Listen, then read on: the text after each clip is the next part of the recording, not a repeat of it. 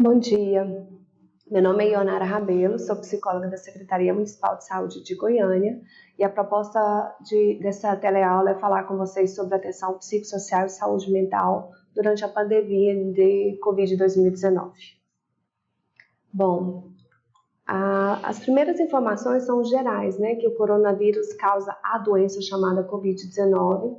Como a gente nunca teve contato com esse vírus, nós não temos imunidade, ela causa uma infecção pulmonar. Nos casos mais leves, vai parecer um resfriado comum, uma gripe leve. Então, a grande possibilidade que a gente tem é que a maior parte de nós se contamine.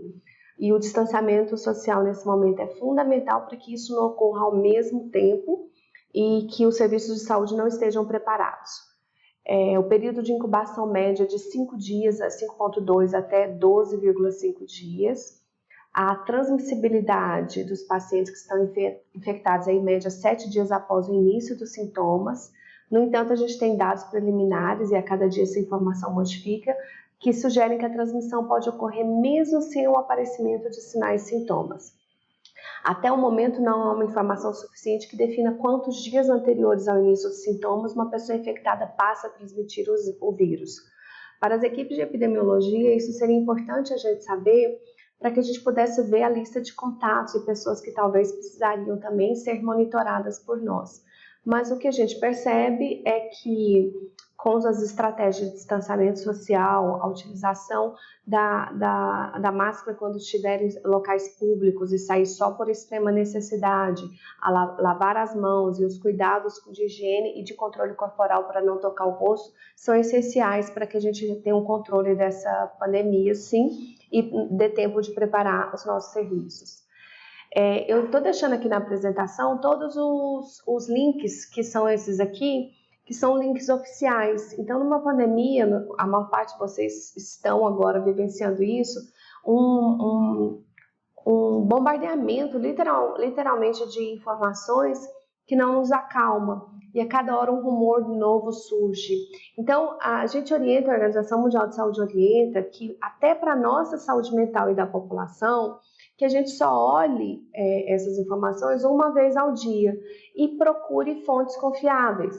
Então, essa é uma fonte confiável da Organização Mundial da Saúde, aí você pode olhar por país, e ela está aqui, né, que é esse who.sprinkle.com. Então, é só acompanhar, essa aula vai ficar gravada e no YouTube é fácil depois de vocês monitorarem.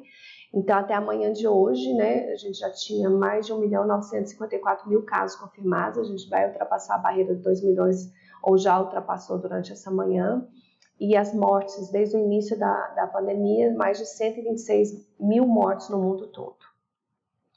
Comparando, então, o número de casos na Europa e aí Américas, vocês veem que já está alcançando a Europa, muito puxado pelos casos dos Estados Unidos, como vocês têm acompanhado, e menos casos nos demais continentes.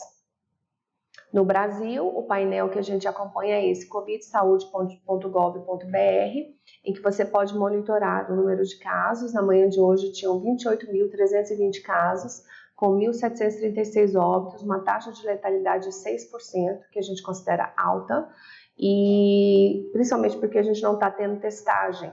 Então, uma taxa de letalidade ela é feita com base em número de óbitos dividido pelo número de casos confirmados.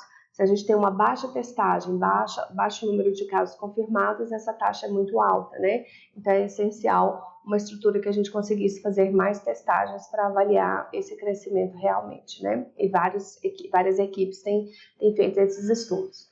A evolução por dia no Brasil, né? Então, aqui são casos novos por dia, e quando você clica lá vai aparecer. Aqui o por semana epidemiológica, e aqui por estado, na barra de rolagem, você vai acompanhando cada estado. Então, é um painel geral importante para vocês acompanharem, se for isso que você quiser. E casos acumulados, né, por dias, né, e aqui com casos confirmados nessa linha e número de óbitos nessa linha de baixo, a amarela. No estado de Goiás, a gente tem esse site que foi feito em parceria, então é Covid Goiás UFG, que analisa os dados que são encaminhados pelo CIEVS Goiânia e CIEVS estadual, em que a gente tem nesse momento 304 confirmados, 4.106 óbitos suspeitos em todo o estado de Goiás e 15 óbitos. Então, você vê que a curva aqui no estado de Goiás é uma curva que está começando a ascender agora. A estratégia de distanciamento social foi fundamental.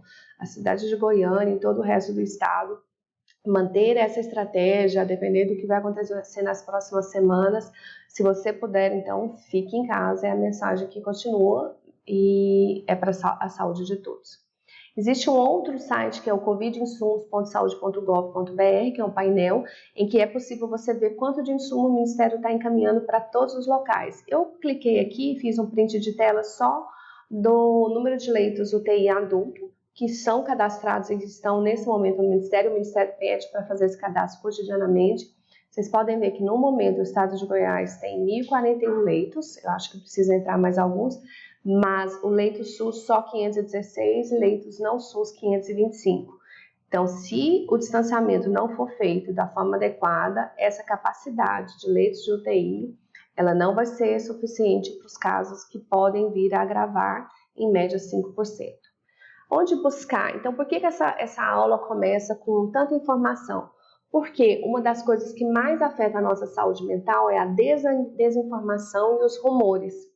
Então, com a desinformação e os rumores, as pessoas vão aumentando o medo e podem até se prejudicar, porque vai que ela tem um pico hipertensivo e ela precisa ir até uma unidade de saúde. Ou com muito medo, essa pessoa passa a se isolar, isola dos familiares, nem tenta conversar com ninguém, mesmo que seja pelo telefone, e pode aumentar o humor deprimido. Então, a primeira coisa, quando a gente fala de uma estratégia de atenção psicossocial e saúde mental, é transferir o máximo de informações que sejam fidedignas e seguras uma vez ao dia, ou dar para a pessoa a autonomia de fazer essa busca. E agora a gente já está vendo que está difícil, porque alguns colegas começam a falar assim, olha, isso pode ser falso, isso é um rumor, por que você não busca tal informação? Porque essas mensagens de alerta não ajudam em nada. E eu coloquei aqui uma que rodou muito, eu não sei se rodou nos estados de vocês, mas aqui, que é essa que vinha com essa imagenzinha azul aqui, que era aquela que pedia para as pessoas, tem um X em cima, né? Pedia para as pessoas beberem muita água morna com vinagre, que aí o vírus iria para o estômago e você iria se curar ou salvar vidas. Esse tipo de mensagem não protege, gera alerta, faz com que a pessoa não tome as medidas protetivas reais e se imagine já se prevenindo.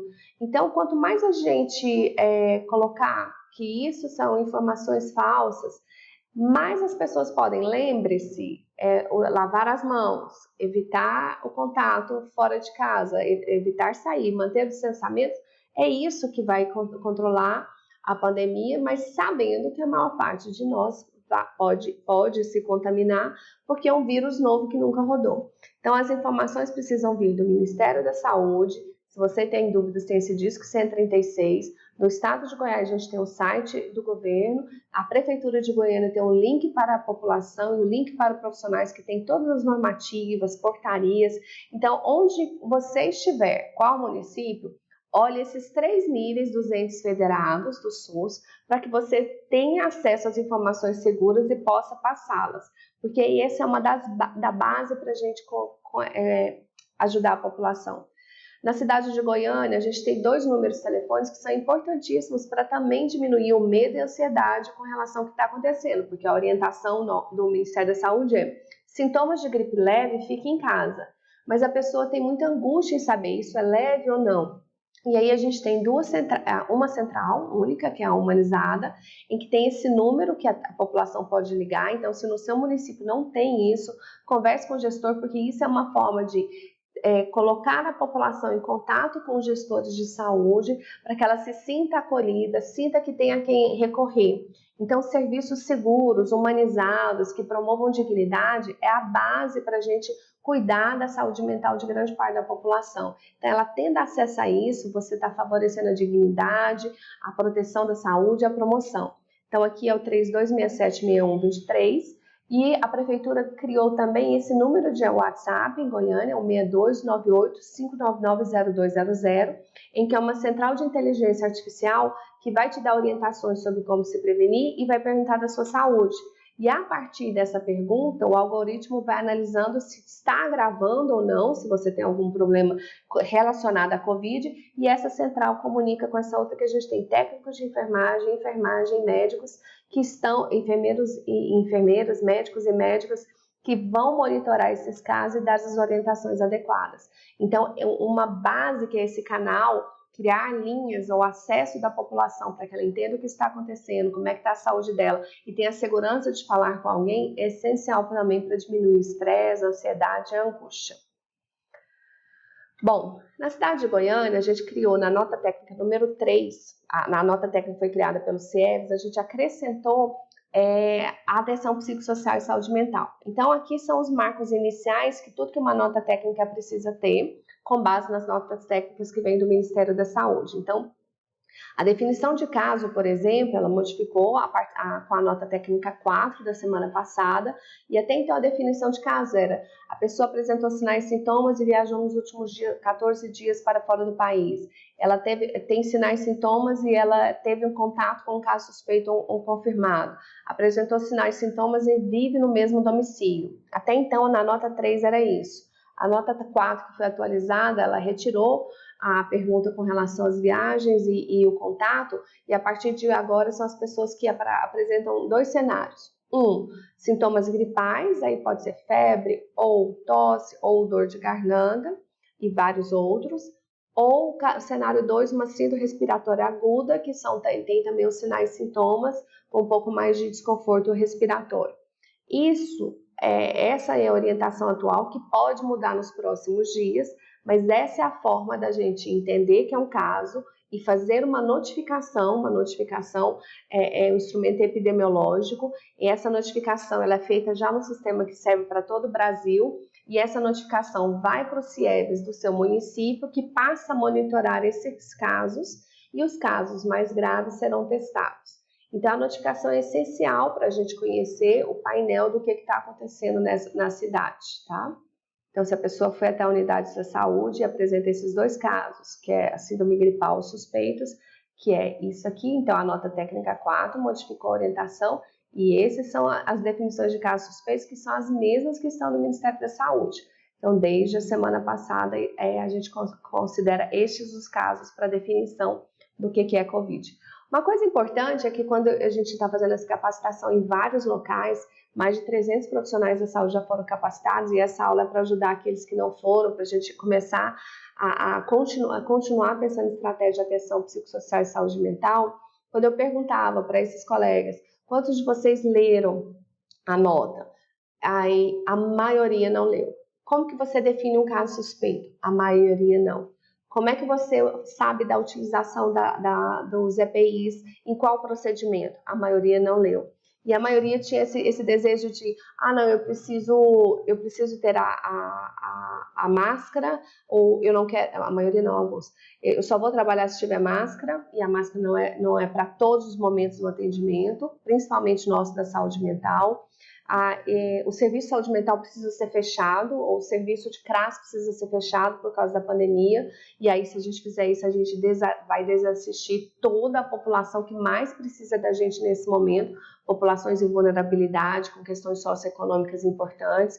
Então, para eu entender como define um caso, para eu saber como é que eu me protejo, e a proteção é a proteção para que eu tente ao máximo não me contaminar e contaminar toda a minha equipe ao mesmo tempo, ou os pacientes. Então, se eu tenho sinais e sintomas gripais, eu não posso ir ao meu trabalho, mas eu preciso ir ao médico para que seja feita a notificação, e no caso de profissionais da saúde, se tiver sinais e sintomas, a gente vai ser testado. A depender do resultado do teste, se eu já estiver sem sinais e sintomas, eu já volto a trabalhar após 7 dias. Então, tudo depende. A testagem não vai definir o que eu preciso em termos de manejo clínico. O manejo clínico já está definido para SRAG, se for suspeita de Covid. Então, um exame médico bem feito vai dizer como é o manejo. Não vai ser o teste que vai indicar isso. E todas as questões de isolamento já estão postas para esses casos que precisarem ir para a unidade de saúde. Então, uma coisa importante para a gente entender: a diminuição da ansiedade se dá com base em informações reais, que eu vou trabalhar essas informações no meu serviço para ver, então, o que eu preciso fazer para que eu trabalhe me sentindo seguro. Tem pessoas que só entendem que ela vai se sentir segura colocando a máscara o tempo todo. Aí ela põe a máscara e toca na máscara, puxa a máscara, fica mexendo, coça o olho. E se eu já toquei uma superfície que estaria contaminada porque eu atendi casos suspeitos e fiz isso, eu já quebrei todo o protocolo de biossegurança. Se você não foi treinado ou treinada até o momento sobre quais os critérios de biossegurança em cada espaço e procedimento do local que você trabalha, este treinamento traz segurança, diminui o nosso medo e ansiedade e nos auxilia a lidar com as situações que a gente tem vivido. Então, a primeira coisa para a gente pensar na nossa saúde mental são informações seguras. Dentro da nota técnica 3, e aí uma outra coisa importante para vocês, em qualquer município, não comece a fazer alguma coisa como, então agora vamos colocar um monte de psicólogo para atender online. Qual a linha de cuidado você está pensando? Com base em quais princípios? Como é que você vai sustentar isso ao longo do tempo? Por que você imagina que só atenção psicossocial é só psicólogo? Então, a gente já tem vários estudos e publicações. No final dessa apresentação, a gente coloca os 5 estudos que embasaram essa proposta que a gente fez no município de Goiânia, que já está sendo executada por várias pessoas e não são só psicólogos, são equipes de multidisciplinares, são os departamentos de RH, SESMIT, a gerência de saúde mental. Então você precisa envolver atenção primária, urgência, SAMU, todas essas pessoas envolvidas, reconhecendo a atenção psicossocial e saúde mental como um eixo que ele precisa perpassar todas as nossas ações. Então, a primeira coisa é escreva o documento pensando nesses diversos parceiros que você precisa ter para que a gente não psicologize ou psiquiatrize reações que são normais. No nosso documento, a gente se embasou nesses documentos internacionais e algumas normativas do Ministério. Atualmente, a gente já tem várias publicações que podem ajudar. Recomendo que vocês olhem o site da Fiocruz, que já emitiu 7 cartilhas sobre atenção psicossocial e saúde mental durante a Covid-19, com orientações muito importantes para vários eixos, né, de atenção psicossocial. No nosso caso, a gente colocou 3 eixos na proposta inicial, que estão sendo executados por vários departamentos, me desculpe se eu não estou lembrando de todos. O Núcleo de Vigilância, Núcleo de Vigilância às Violências, ele tem participado ativamente nessa construção e a gente fez as traduções dos documentos que no começo de março nem tinham em português, agora a gente já tem mais documentos.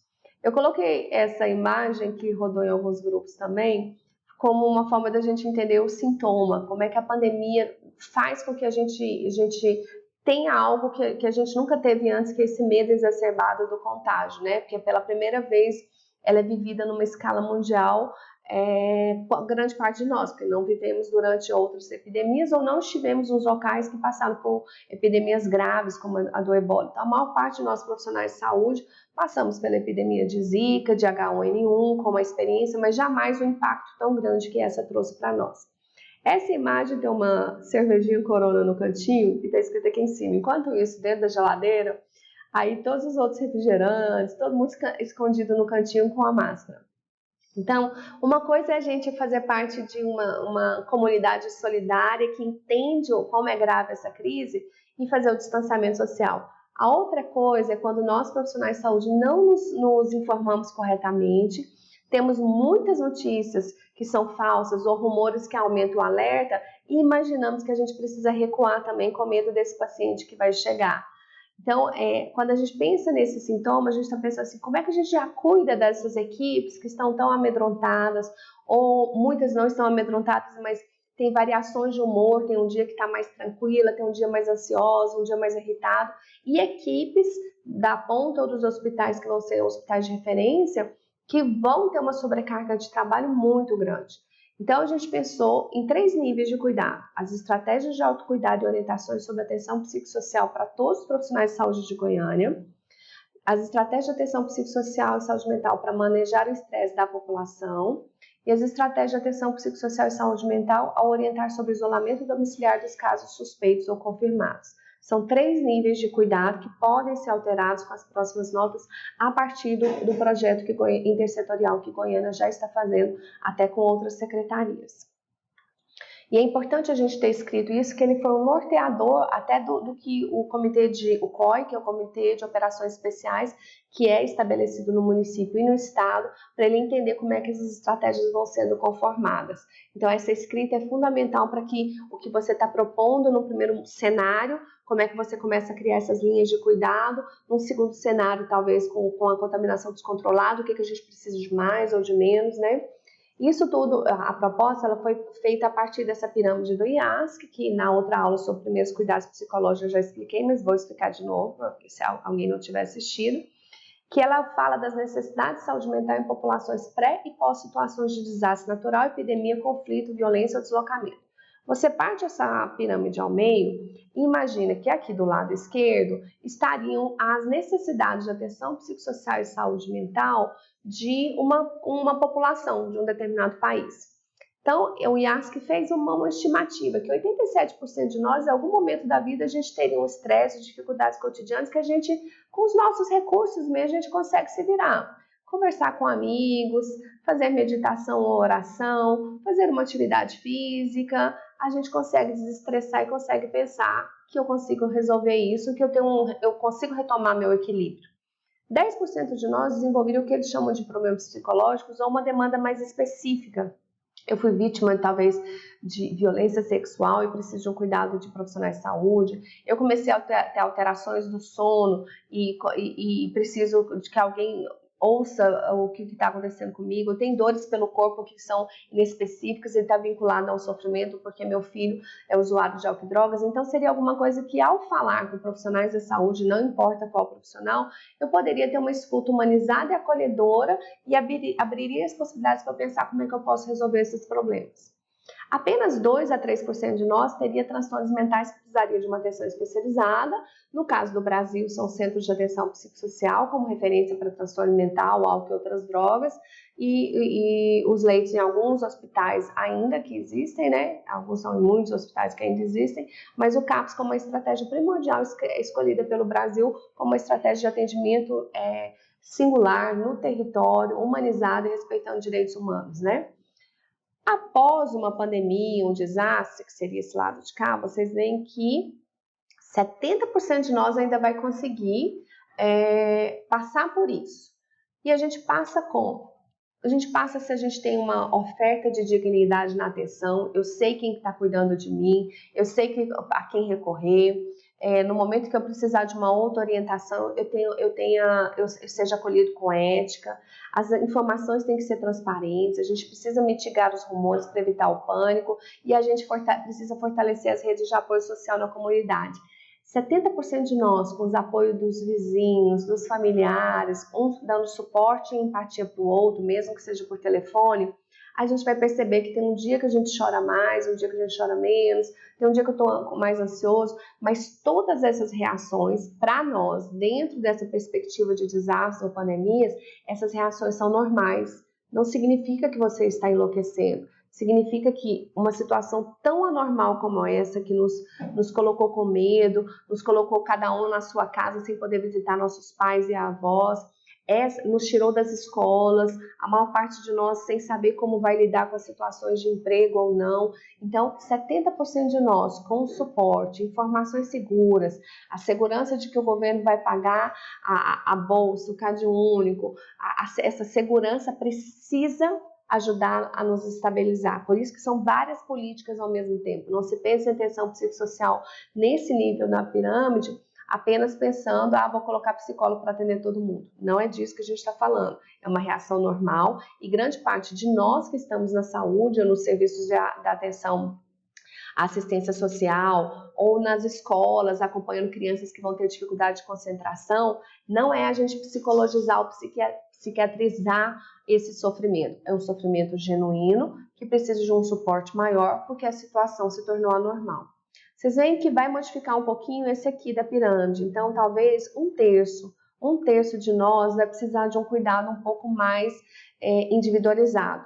Então, começaria aqui de 20 a 25% de nós vai ter um problema psicológico que eu vou precisar conversar mais com uma equipe, porque eu já estou perdendo sono, eu estou muito irritado, eu já não consigo ver que eu consigo me concentrar com nada, e falar com alguma pessoa. Então, é importante que eu não vou me deslocar para isso, mas se eu tiver canais de comunicação com serviços que dão segurança, como a assistência social, ou mesmo a saúde, nesse caso, eu vou conversar com alguém que vai me ajudar via primeiros cuidados psicológicos ou aconselhamento a manejar esse sintoma que está um pouco mais agudo.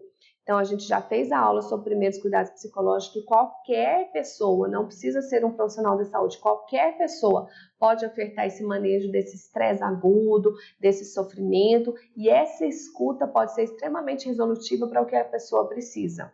Então, uma idosa que está isolada, não conseguiu receber o BPC e começa a chorar e começa a se desesperar, primeiros cuidados psicológicos pode ser feito por uma agente comunitária de saúde, pela equipe do CRASO, a equipe volante que pode se deslocar e avaliar o que está acontecendo e dar os encaminhamentos necessários, e aí a gente já consegue ajudar essa pessoa a suportar o sofrimento e ter os seus problemas resolvidos. É disso que a gente está falando de atenção psicossocial. E 3 a 4% de nós pode ser que tenha um transtorno mental. Então, geralmente, são pessoas que já apresentavam uma vulnerabilidade anterior. Então, esse número pode ser muito maior para os serviços de CAPS, porque tem pessoas que podem reagudizar e a gente pode ter casos novos de sofrimento tão genuíno aqui que eu não consegui o que precisava e eu vou precisar de uma atenção especializada. Então, o estudo do IAS, que, se não me engano, sobre pandemia, ele fala que de entre 1/3 e 50% da população, a depender do tempo que vai durar a pandemia, a depender das condições de vulnerabilidade, como gênero, socioeconômica, se é numa residência que já tem muita violência doméstica, isso tudo eu preciso acompanhar, porque eu posso precisar de mais equipes envolvidas. E não vai ser só o CAPS, vai ser também as estratégias de saúde da família, os centros de saúde, porque esse sofrimento precisa ser ouvido por todos nós como sofrimento que é normal diante do que está acontecendo, mas pode agudizar, pode ser insuportável, e eu preciso fazer os aconselhamentos necessários e saber triar aqueles casos em que esse cuidado aqui já não dá conta e eu preciso do amparo dessas outras equipes. Então, como que é feita essa oferta de atenção psicossocial e saúde mental? Eu coloquei uma imagem de uma unidade de saúde que, por exemplo, aqui, da forma como ela está, ela não fez o fast track ou o caminho rápido, que já foi orientada para que a grande parte das unidades já tenham. Então, a oferta de cuidados já começa também, primeiro, colocando para a população serviços que sejam básicos, seguros e socialmente apropriados, que a gente consiga garantir o que ela precisa da assistência social, se é alimento, se é a remuneração, se é a merenda das crianças que não estão indo para a escola. Então, isso tudo já garante a base para eu ser mais tranquila e a minha saúde mental. Aqui, se a pessoa precisar ir até os serviços de saúde, por qualquer que seja por Covid ou qualquer outra coisa, eu já tenho que ter um ambiente seguro em que ela saiba por onde vai entrar as pessoas com sinais e sintomas respiratórios, onde vai entrar a pessoa com pico hipertensivo, onde vai entrar a gestante. Então, o setor saúde não parou porque a pandemia chegou. Pelo contrário, a gente tem que rapidamente criar as estratégias para cuidar de todo mundo. As pessoas que porventura vão se contaminar e vão precisar dos nossos cuidados, a gente precisa estar preparado, não estigmatizar, criar na comunidade já um senso de solidariedade. Então, isso tudo precisa ser feito na base da pirâmide. E isso é a atribuição de várias políticas que sejam intersetoriais, e a atenção psicossocial e saúde mental não é só do setor saúde. Nisso aqui que a gente vai conseguir 70% da população. Para vocês entenderem a importância de vocês escreverem um plano que tem essa linha de cuidado já construída por vários setores. O suporte comunitário e familiar também precisa ser desencadeado. E aí a gente já tem experiências belíssimas. Então, se você tem equipes de saúde da família ou associação de moradores, que eles já consigam mapear aquelas famílias que por acaso perderam o emprego, não conseguiram ainda fazer o CAD único, acionar essas equipes para uma solidariedade também, mas acionar o poder público que ele precisa responder. Esse suporte comunitário e familiar pode e deve ser feito, que ele é uma das questões básicas de melhorar a nossa saúde mental, porque a gente vai se cuidando como um coletivo. E aquelas pessoas que já se colocam como solidárias, elas são empáticas ao sofrimento e tentam fazer algo pelo outro, são as pessoas que melhor vão ter uma saúde mental pós-pandemia. Porque ela vai ter uma construção de resiliência de que eu estava com medo, eu estava assustado, mas eu consegui ajudar a fazer algumas cestas básicas, eu me mobilizei para tal coisa. E isso é um dos indicadores de saúde mental que as pesquisas anteriores já comprovam que são importantes. Então, isso é importantíssimo em qualquer equipe de escola, CRAS, CREAS e saúde, pode estimular e consegue resolver muita coisa. Aquelas pessoas que precisam de um suporte individual não especializado seriam aquelas que, mesmo com todo esse apoio, se a gente conseguir criar essa linha de cuidado, mesmo assim ainda estão insones, com baixa tolerância à frustração, passam 2 semanas, já não consegue cuidar de casa, já não consegue, se é um trabalhador ou uma trabalhadora, já não consegue chegar no ambiente de serviço e conseguir se concentrar. É uma pessoa que está brigando facilmente, é uma pessoa que tem um choro contínuo ou muita crise de ansiedade, que são tudo reações normais. A gente precisa de um suporte individual que não é especializado, que pode vir de uma agente comunitária de saúde que fez esse curso aqui de primeiros cuidados psicológicos e consegue manejar essa crise, ajudar ela a solucionar os problemas. Ou psicoeducação, que seria a gente ajudar essa pessoa a entender como é que ela pode ter estratégias para manejo de estresse, e isso tem várias coisas na internet que já orientam, a gente vai passar algumas aqui. E a gente precisa dessas equipes de saúde, também ao fazer o aconselhamento, tentar manejar o estresse, continua mais de 2 semanas, 3 semanas e a pessoa não apresentou melhora, eu preciso identificar os casos que precisam de cuidados de saúde mental e referenciar para especialistas. Então, essa parte da pirâmide aqui é essencial que vários profissionais estejam capacitados para entender. A gente vai tentar ao máximo estratégias não medicamentosas e de cuidado em equipe ou cuidado com a comunidade, mas se for necessário, a gente precisa encaminhar para serviços especializados, que seriam serviços de CAPS, hospitais psiquiátricos, pronto-socorro, ambulatórios, que precisam ter uma estratégia de acolhimento desses novos casos que vão surgir. E se for trabalhador de saúde, qual é o critério que a Secretaria de Saúde do seu município criou para o cuidado, ao suporte, a supervisão, chats de bate-papo para supervisionar algumas coisas específicas, capacitação para que você entenda dos seus sentimentos e consiga a quem recorrer, equipes de saúde mental que sejam disponibilizadas nesses serviços mais específicos para o cuidado daquela equipe que está na linha de frente com casos suspeitos ou confirmados. Então, isso tudo precisa ser constituído entre secretarias e na saúde também para o cuidado dos profissionais. Quem está na linha de frente precisa ser cuidado o tempo todo. Então, a gente não vai esperar uma pessoa adoecer para indicar a um psicólogo. Toda essa pirâmide é para pensar que em todo momento a gente precisa cuidar de todo mundo. E aqueles profissionais de resposta também. Não é só falar, olha, vai lá, a gente está batendo palma para você toda noite, vai lá se arriscar. Não. Qual cuidado você vai ter na chegada? Como é que você vai elaborar o luto de um paciente ou de um colega que você perdeu agora? Como é que você vai ter tempo para fazer isso, mesmo estando numa emergência? Como é que se estrutura esse cuidado dentro da equipe, em que um olha para o outro e tenta fazer um minuto que seja um minuto aqui a Jaqueline já falou, tem um minuto da emergência. As equipes de humanização já estão fazendo exercícios de ventilação de sentimentos com algumas equipes. Então, já tem toda uma cadeia de cuidado que está sendo pensada na Cidade Goiânia, que eu imagino que nos municípios de vocês também já tenham sido criados, porque as normativas internacionais, elas indicam para a gente por onde a gente tem que caminhar, e cada cultura e cada local vai se adaptando, né? Então, quais as estratégias de autocuidado sobre atenção psicossocial para todos os profissionais de saúde? Eu coloquei ali também no cantinho à direita esse meme que rodou, né? Para quem está perguntando como eu saí da área de saúde durante o coronavírus, sabe quando o Titanic estava afundando e a banda continuava tocando? Então, nós somos a banda. Eu acho que esse primeiro sentimento que era assim, estamos todos perdidos, vamos afundar, ou não, por que eu vou ter que me arriscar? Então, eu acho que das equipes a gente foi conversando que num momento de muito sofrimento, depois veio um pouco mais de tranquilidade. Agora, quem queremos ser? Como é que a gente vai se colocar? Alguns estão mais sofridos, outros não, outros já estão tranquilos, pensando, a gente vai conseguir atender o maior número de pacientes.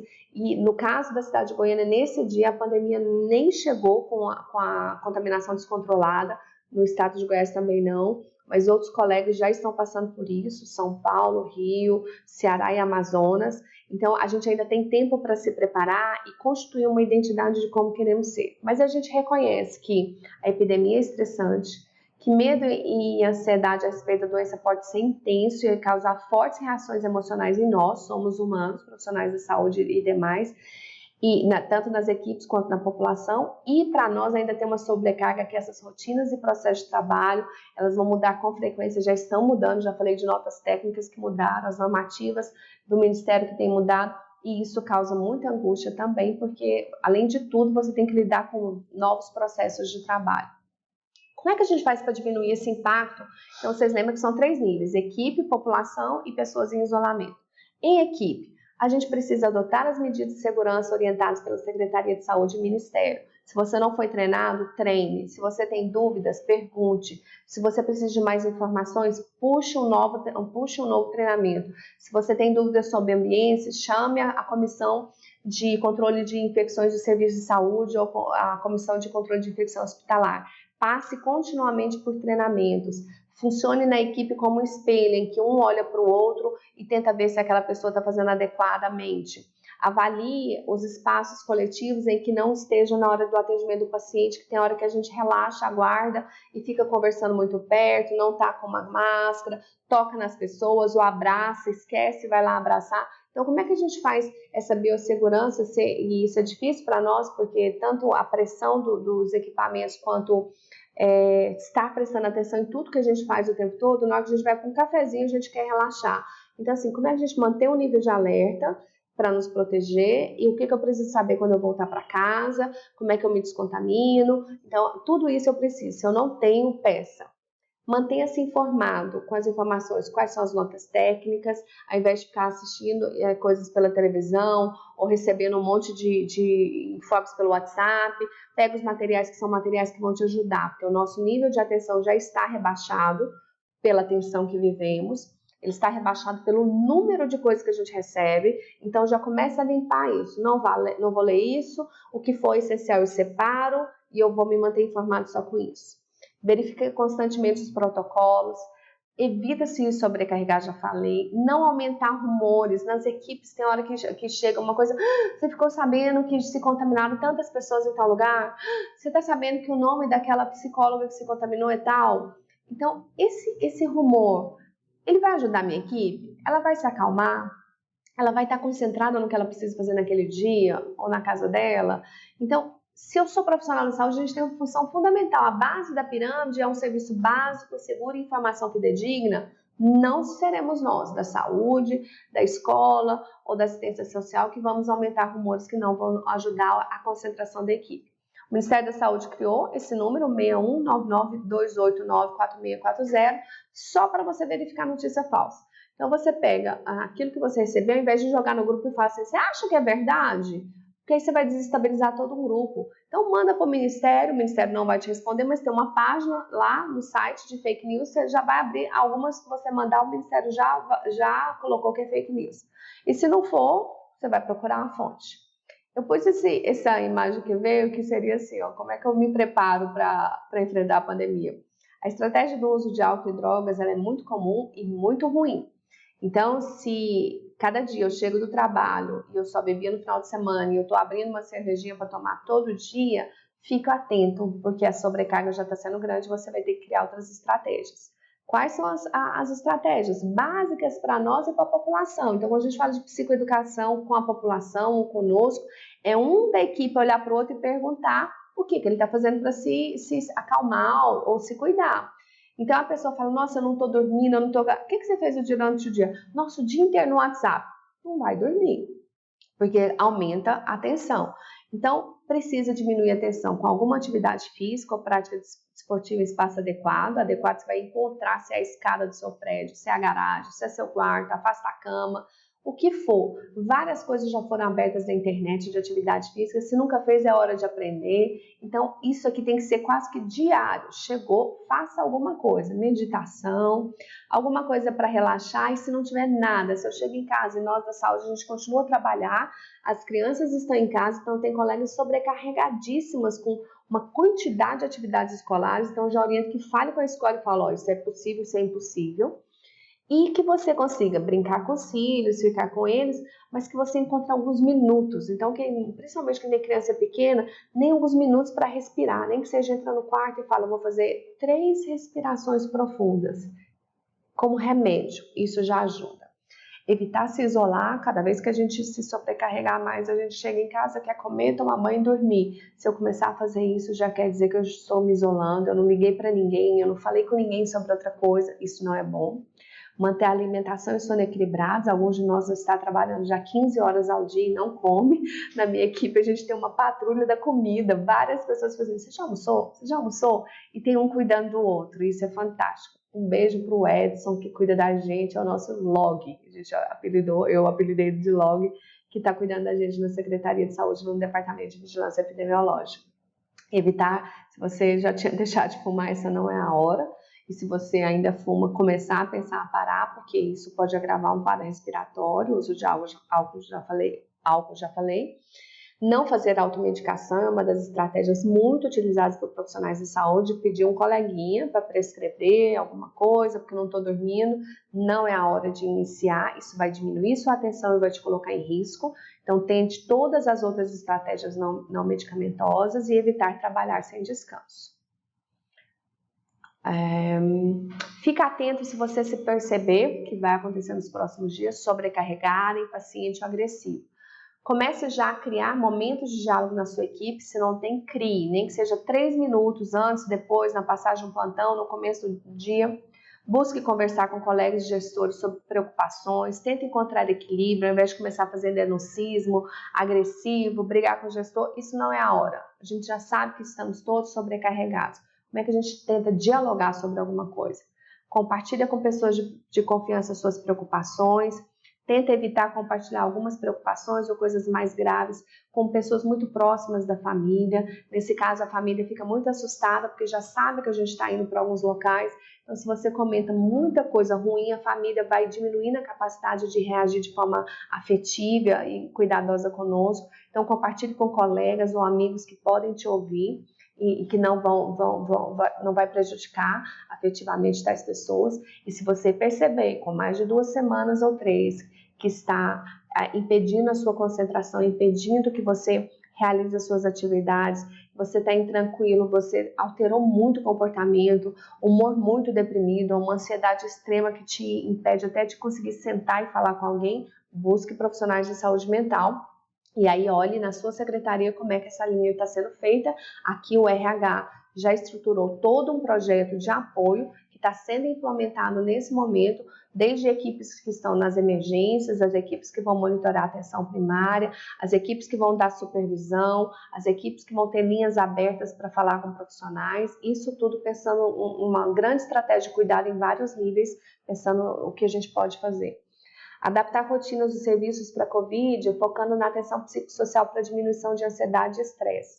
Então, a gente, nesse momento, nos primeiros dias, a gente teve um esvaziamento das unidades, a redução também dos atendimentos, de 70% das agendas na estratégia saúde da família já foram redirecionadas para atender Covid. E aí a gente não tem tanta sala de espera, mas a gente ainda tem muito contato com o usuário. Então, qualquer usuário que for nas unidades, que a gente possa fazer, tanto se for sala de espera, informações fidedignas, cartazes. Teve um CAPS que ele já preparou tudinho o que precisa para lavar as mãos, as informações sobre o Fast Track, que é esse caminho seguro, precisa ser dados desde antes da entrada, para que pacientes que tenham sintomas respiratórios sejam identificados já na entrada. Divulgar isso já pode ser feito por qualquer equipe de saúde, o sítio e telefone para dúvida, orientar a população sobre o que é o caso suspeito, sempre ter uma postura ética acolhedora, não ter atitude discriminatória. Isso é a base para a gente cuidar da saúde mental de toda a população desde o início da pandemia. Os grupos vulneráveis a gente tem que ter muita atenção, então se a gente fechou a agenda e não está prestando atenção, você já tem que começar a prestar atenção, principalmente a atenção primária. Tem crianças que estão em casas que têm usuários de álcool e drogas, e aí eu preciso ainda manter as visitas nessa casa, eu não vou entrar, então as visitas elas foram diminuídas, mas eu preciso identificar grupos vulneráveis, idosos, mulheres, população indígena, pessoas que já tinham doenças crônicas, então a gente já tem a lista das pessoas que têm as doenças crônicas, como hipertensão e diabetes. Eu preciso dar um amparo maior a essa pessoa, que ela está angustiada em casa, se isolando, e ninguém mais vai atendê-la. Então como é que eu vou fazer? Então a gente tem que ter estratégias para esses grupos e informação segura para eles, que eles vão continuar o atendimento, até porque se ele ficar com muito medo, ele não vai na unidade de saúde. Então, como é que vocês pensam nesses grupos e pensam em como utilizar tecnologias de informação e comunicação? Já tem celulares disponíveis na sua unidade? Você vai poder fazer videochamada? Já foi permitido telemedicina? Então, como é que você vai estruturar o cuidado dessas pessoas? É essencial estabelecer isso. E sempre compartilhar muita informação via tecnologia também. Você tem lista de distribuição que você pode fazer disparos do que é importante naquela comunidade para diminuir o preconceito. Não é sair falando, tem 2, 3 no bairro.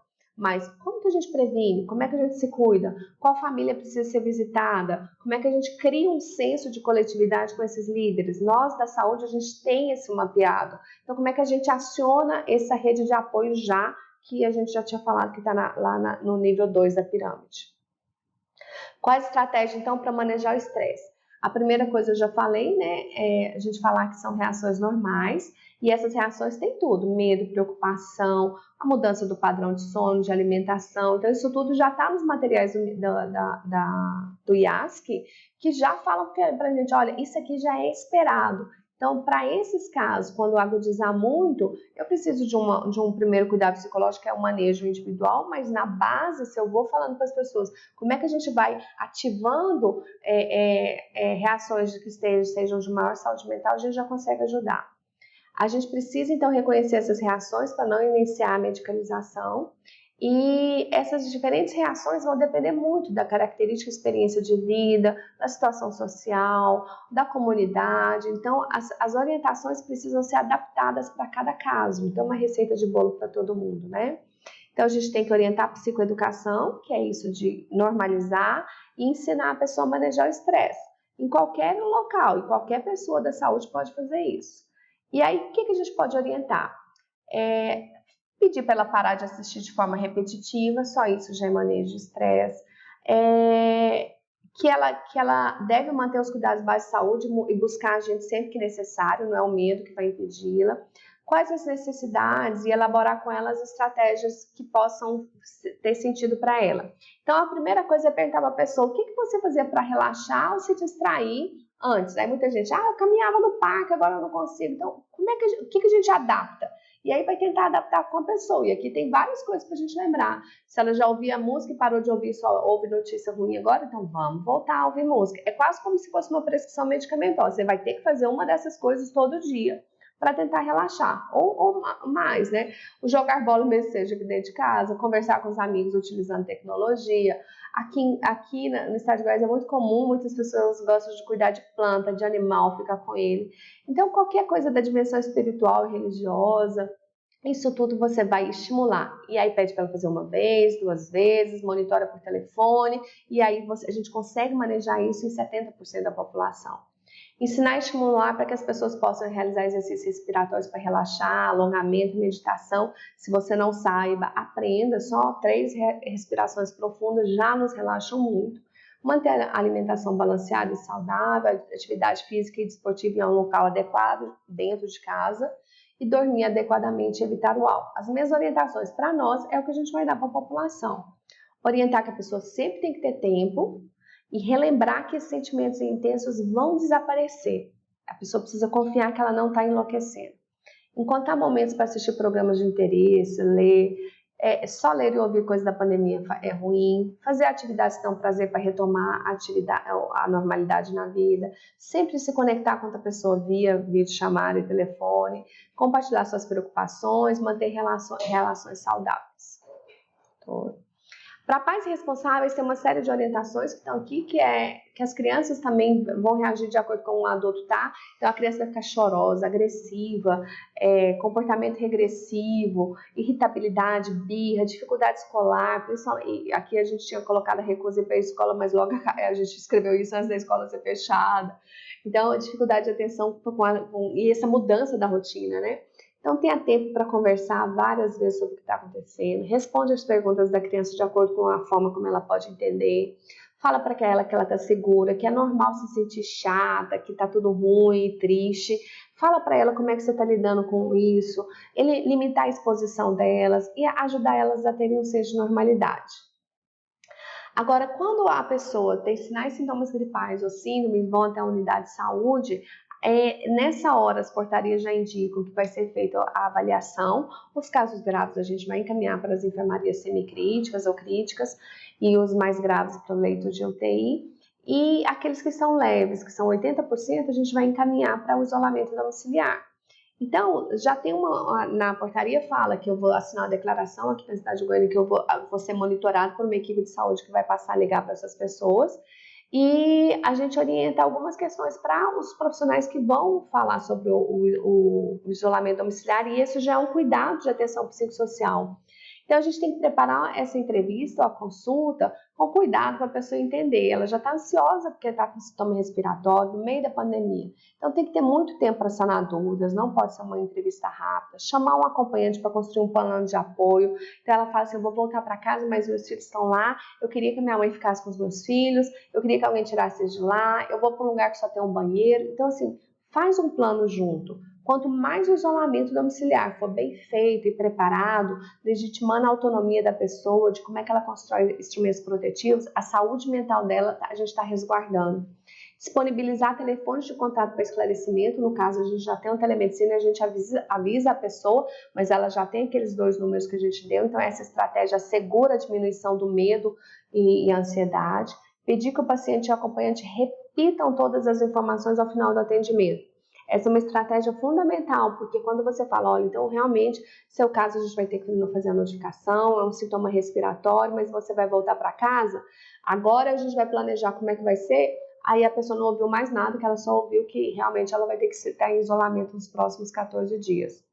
Então você pede para ela repetir e orientar para que as principais reações emocionais podem ocorrer durante o isolamento, que seriam ficar triste, estressado, confuso, assustado e com raiva, aumento de discussões entre a família e até a violência.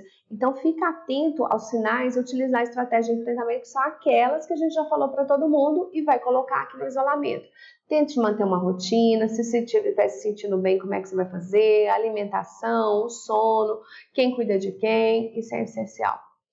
As pessoas, então, elas têm que estar em isolamento, tudo isso que a gente já falou, de a alimentação, o sono, atividade física, se estiver se sentindo bem, falar com os familiares próximos por telefone, alternar as atividades de cuidar de si e da casa com atividade relaxante. Se estiver se sentindo bem, buscar as atividades sempre imaginou fazer em casa. Então, você constrói com a pessoa que ela não está um isolamento e que ela não pode fazer nada, vai ficar deitada na cama. Não, se você sentir que seu corpo está bem, diminuiu a febre, o que você consegue estruturar numa rotina que te daria prazer nesse dia, tá? Evitar fumar ou beber. Se você tiver intenso sofrimento ou angústia, falar com profissionais de saúde que estão te monitorando, e você pode falar, a gente já está elaborando risco psicológico, fala, eu não estou sentindo bem, eu sinto que eu não estou dormindo mais, eu só choro o dia inteiro. Então, a gente tem uma linha que vai iniciar no monitoramento para monitorar e dar mais orientações para essa pessoa, organizar qual a rede de suporte para alimentos, isso é essencial. E no caso de adultos, não isolar totalmente a criança se tiver crianças em casa. Então, como é que a gente vai manter a distância? Como é que vai ter o cuidado? Como é que eu higienizo a mão? Como é que eu utilizo a máscara, como é que a amamentação eu posso amamentar, essas orientações. Com base nisso tudo que a gente falou, eu coloquei todos os documentos aqui que eu acho que são importantes para a gente seguir. Então, a gente tem os documentos do Ministério da Saúde, os documentos do CDC, que foram esses que a gente traduziu, que é Health and Coping, que é Mental Health and Coping, que são as estratégias para como lidar com a pandemia, do IASC, que já foi traduzido, Diretriz do IASC sobre Saúde Mental e Apoio Psicossocial em Emergências, que pode dar muita orientação para vocês para como criar uma estratégia de cuidado. E tem esse... Eu repeti? Acho que eu repeti, né? Como lidar com os aspectos psicossociais referente ao surto, é um guia preliminar, eu acho que... Ah, não, é porque esse é o IASC grande, é o geral, e esse aqui é o específico para a pandemia, né? A OPAS é Primeiros Cuidados Psicológicos, que é a aula que a gente fez, e tem esse documento que é a Proteção de Saúde Mental em Epidemias, que também existe, está aí nesse link aqui. Todos esses documentos, eles servem para a gente não inventar a roda. Não é agora que a gente vai criar algo novo. A pandemia cobra da gente que a gente tenha a possibilidade de estabelecer, solidificar aquilo que a gente já tem. Que, por exemplo, os CAPs, os Serviços de Atenção Psicossocial, eles precisam cuidar da população deles, eles podem matriciar os casos e ensinar psicoeducação, primeiros cuidados psicológicos, manejo de estresse para todas para todas as equipes de saúde da família. Nessa questão do isolamento, a gente pode ter equipes que monitorem o isolamento, tá? e monitorem já o cuidado com a família, e para nós é essencial que esse cuidado seja em rede. Então, se a pessoa entrou em isolamento e precisou de uma internação de uma mãe ou uma avó, eu já tenho que ter na rede os contatos de qual conselho tutelar que eu vou ligar, para onde encaminho, quem é aquela pessoa da família. A gente já fez discussões nos CAPs, como é que a gente cria um plano de contingência, por exemplo, para que os cuidados daqueles pacientes, em que a gente tenha idosos que são as referências de cuidado com aquele paciente. Então, esse momento da pandemia é o momento da gente já se preparar para o momento que a gente tiver um alto número de pessoas contaminadas, que algumas delas vão precisar de internação. E a gente chega no momento de falar sobre os óbitos também. Já existe a proposta do Ministério da Saúde, que é a orientação sobre o manejo de corpos, né, o manejo do óbito. Os funerais são funerais seguros, já desde algumas semanas atrás. Um funeral seguro e uma internação significa que quando uma pessoa, um ente da família, alguém da comunidade que a gente atende, for para um hospital, a partir de então, esses hospitais já não têm a visita mais. Então, as equipes hospitalares precisam já criar, e já criaram muitas delas, essa visita utilizando o celular ou o tablet, para que essa família esteja em comunicação desde que o paciente possa se comunicar. Isso é essencial para a saúde mental também daquela família que vai estar afastada. E no caso de haver um óbito, essa equipe também precisa fazer essa revelação de óbito de uma forma ética e cuidadosa, que essa família receba todo o apoio de políticas intersetoriais, e aí precisa pedir que naquela linha 2 da pirâmide, que é a rede de suporte, o manejo dos funerais seguros, a elaboração do luto, precisa toda ser construída entre saúde e assistência social e outros atores. Então, não pode deixar uma família sozinha ficar por conta de ir atrás dos documentos, se não conseguiu ter caixão. Então, isso tudo que vai aumentar o nível de estresse e sofrimento, as equipes já precisam se preparar para cuidar, e isso é essencial que em todo município a gente pense sobre isso, porque no momento do óbito não dá para a gente ficar criando ou inventando a roda. Eu já sei que é um óbito e um funeral seguro, que eles vão existir e vão aumentar o número.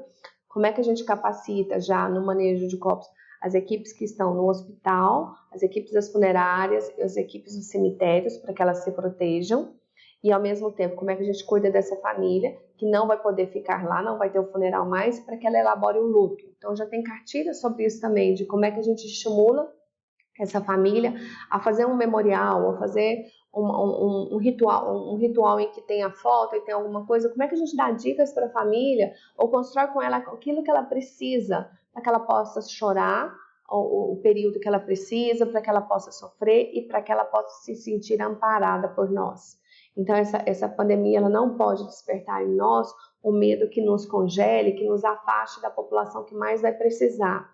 E grande parte da população vai passar por isso, vai ser salva, mas aqueles que precisarem de um apoio maior, de atenção psicossocial e saúde mental, precisam ser acolhidos por nós. A gente precisa evitar que o número de adoecimentos aumente.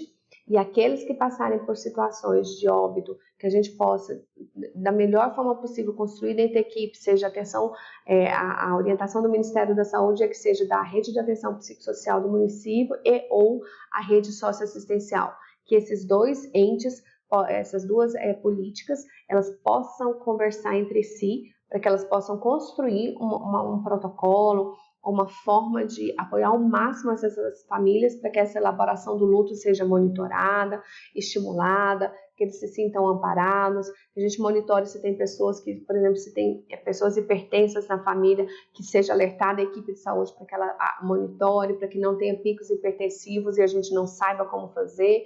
Então, isso tudo, se a gente já olha se preparando para um cenário em que várias equipes precisam estar conectadas, reunidas para isso, isso é essencial.